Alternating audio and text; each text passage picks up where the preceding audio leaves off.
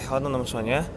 Pada video kali ini saya akan memberikan sebuah tutorial bagaimana proses rekrutmen pada sebuah company ya dengan menggunakan Odoo.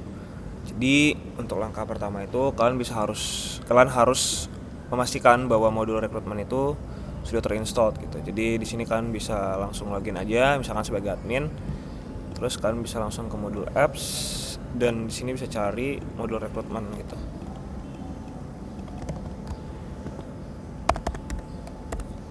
Oke, di sini udah terinstall. Jadi kalau misalkan belum, itu bisa tombolnya activate. Jadi kalian bisa langsung activate aja modul rekrutmennya. Oke, selanjutnya di sini kalian harus ngebuat sebuah job position baru yang akan yang open gitu untuk di-apply oleh applicants. Jadi di sini kan harus login sebagai manager HR, lalu buka menu employees, configuration, lalu job position. Lalu kalian harus ngisi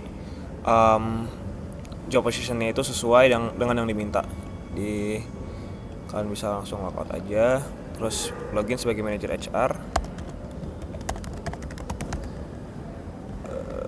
Gitu ya. Nah, terus kalian ke employees, ke configuration,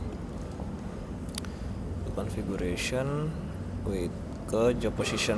Nah, di sini kalian bisa langsung klik new aja, lalu nanti kan bisa tambahin ya nanti modelnya kayak gini sih ya. Jadi kalian bisa nambahin namanya, targetnya berapa, terus rekruternya siapa, interviewersnya siapa, departmentnya apa, gitu-gitu.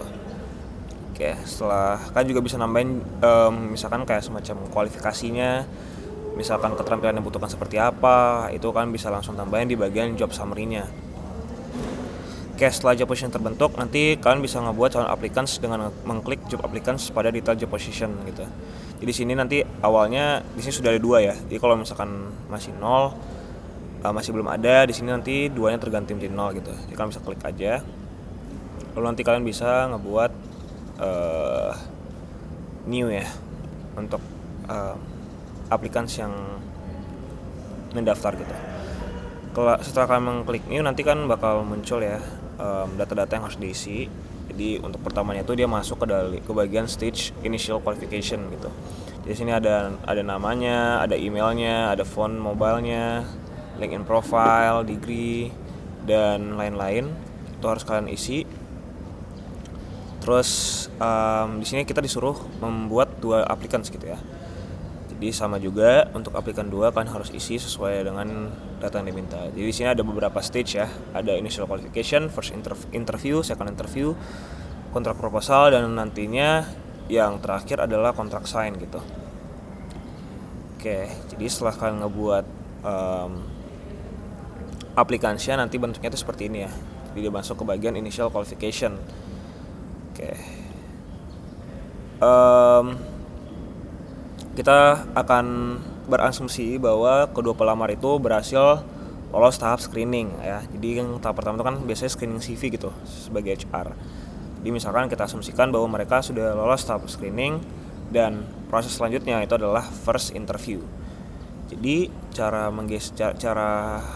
mengupdate ya status para applicants untuk masuk ke tahap selanjutnya itu kita sebenarnya bisa langsung geser-geser aja sih ya.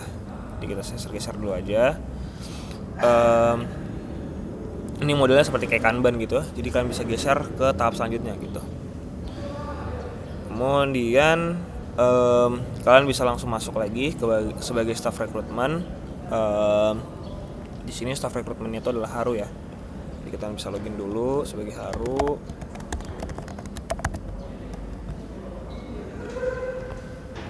Lalu di sini kalian sebagai staff recruitment itu kalian akan men-set meeting untuk first interview-nya. Jadi untuk men-set meetingnya adalah kalian bisa ke bagian ke bagian job position-nya. Ke bagian job position-nya. Terus kalian masuk ke job applicants, terus kalian pilih gitu ya salah satu applicants-nya. Jadi di sini kalau misalkan belum terset meeting, kalian di sini akan tertulis no meeting gitu. Jadi kalian bisa langsung klik aja. Dan nantinya kalian baru ngisi data-data meetingnya gitu, misalkan starting at-nya jam berapa, di hari apa, terus berakhirnya jam berapa, tanggal berapa.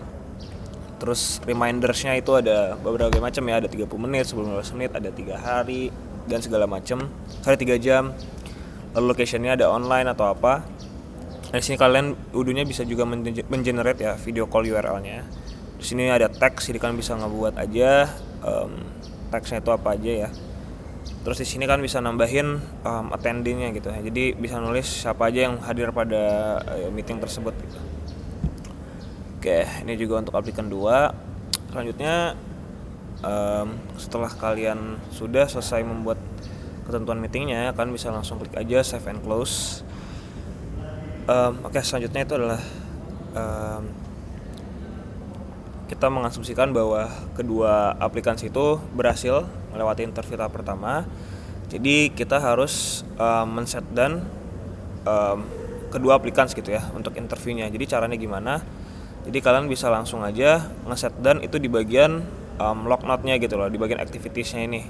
Kalian bisa langsung mark as done aja gitu. Lalu nanti di situ kalian bisa langsung membuat yang namanya feedback untuk mereka. Apakah mereka berhasil atau tidak berhasil lolos ke tahap selanjutnya. Oke, kita asumsikan mereka sudah berhasil ya. Jadi setelah mereka berhasil, kalian bisa langsung masuk lagi aja ke aplikasi sini. Lalu kalian bisa menggeser lagi ke bagian second interview. Jadi kalian menggeser ke sini. Lalu tahap yang dilakukan juga sama ya. Jadi kalian bisa langsung men-set meeting juga sesuai dengan yang diminta. Namun di sini yang berbedanya adalah tahap kedua itu adalah tahap user interview. Jadi yang harus di-note adalah orang yang hadir pada meeting tersebut gitu. Jadi kita tambahin yang namanya usernya. Oke, terus setelah selesai kita asumsikan juga kita juga mark as dan memberikan feedback untuk kedua aplikasi, dan skenario-nya adalah aplikan 1 itu tidak lolos ke tahap selanjutnya dan aplikan 2 itu lolos ke tahap selanjutnya. Jadi itu skenario yang kita buat. Selanjutnya, karena kita sudah tahu skenario-nya sebagai apa, kita akan login sebagai senior consultant ya, yaitu sebagai Atala.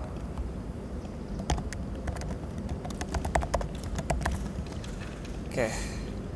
Jadi di sini tugas Atala adalah dia akan membuat surat refuse reason gitu ya, kenapa dia tertolak dan sebagainya. Jadi karena memang aplikasi itu menjadi kita refuse, jadi di sini kita akan membuat refuse reason. Jadi kita ke rekrutmen, lalu kita di sini ke bagian configuration, kita ke bagian refuse reasons. Dan di sini kan bisa menambahkan refuse reason-nya itu. Di sini saya menambahkan description, yaitu adalah keterangan software akuntansi sesuai dengan kebutuhan perusahaan, dan email template-nya adalah recruitment reviews gitu ya. Setelah itu kalian bisa karena pada dasarnya semua keputusan itu ada di bagian user gitu ya, di bagian user. Jadi user yang memiliki hak untuk memberitahu gitu. Jadi kita ke bagian employees, terus kita pilih ke bagian job configuration, job position, lalu kita pilih aplikannya gitu. Terus ini nanti kita bisa kita bisa memberikan reviews ya. Kita bisa memberikan reviews ke dia gitu. Oke, selanjutnya adalah skenario yang kedua itu adalah, jadi kalau misalkan udah ke reviews itu dia bentuknya seperti ini ya. Oke, skenario kedua adalah misalkan karena aplikan 2 tadi lolos ke tahap offering ya. Jadi tim HR tuh ternyata tidak bisa memenuhi ekspektasi gaji aplikan. Jadi gaji yang ditawarkan itu kurang dari ekspektasi mereka. Jadi kita akan kita sebagai manager HR itu harus nge-propose salary-nya gitu. Dan nantinya stage-nya itu akan berubah menjadi kontrak proposal gitu ya. Jadi dia belum masuk ke bagian kontrak sign karena harus ada salary yang harus dipropose gitu. Jadi tahapnya sama, jadi kita configuration, ke job position, ke manager ini.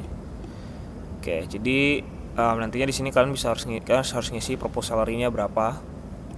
Lalu nantinya kalian harus ubah status aplikan tersebut menjadi kontrak proposal gitu. Jadi kalian geser ke sini. Itu ya. Oke.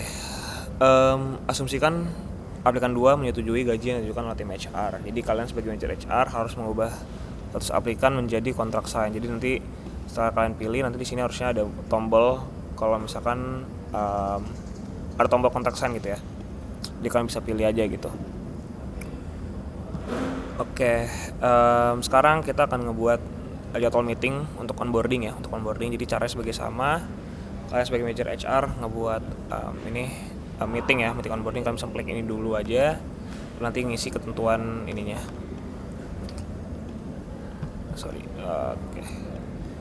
Oke. Nanti setelah di hire itu nanti muncul ada tanda gini ya. Itu artinya dia sudah ter-hired sebagai employee di perusahaan PT kita. Oke, karena kita sudah berhasil mendapatkan employee-nya, kita sekarang sebagai manager HR perlu mendaftarkan aplikan 2 ini menjadi employee pada perusahaan PT kita, yaitu secara teknikal ya di Udu gitu ya. Jadi kalian caranya sama, jadi kalian bisa ke bagian employees, klik new, lalu kalian mengisi ketentuannya gitu ya. Misalnya di sini ada work mobile, work phone, work email, terus job positionnya apa, manajernya apa, coachnya apa, departmentnya apa, dan segala macam. Oke, ternyata setelah kita mengisi data karyawan, pimpinan perusahaan menyatakan akan memecah Departemen Accounting and Finance menjadi 2. Jadi ada Departemen Accounting dan juga Departemen Finance. Jadi kita sebagai manager HR harus ngebuat departemen baru ya. Harus ngebuat departemen baru, caranya gampang. Ke bagian departments di sini kalian bisa klik new dan mengisi nama departemennya gitu.